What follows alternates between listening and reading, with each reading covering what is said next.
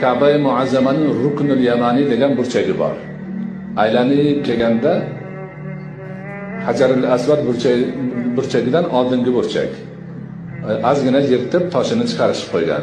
O'shani odamlar istilom qilishadi. Ana shu rukunda Rasululloh akram alayhisolatu vassalomning hadislari bo'yicha 70 ta farishta tayyor turar ekan. Turishar ekan. Ularning vazifasi nima?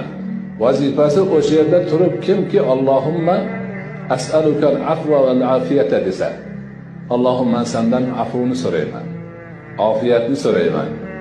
Bu dunyo va oxiratda. Robbana atina fid dunyoni hammamiz bilamiz. Shuni aytsa, haligi 70 ta farish amin amin deydi ekan farishtalar. Haligi odamning duosini qabul bo'lishi uchun. Shuning uchun tavofda o'sha rukunga kelganda bilgan odamlar hammasi shu duoni o'qishadi. Chunki hadis turibdi-da.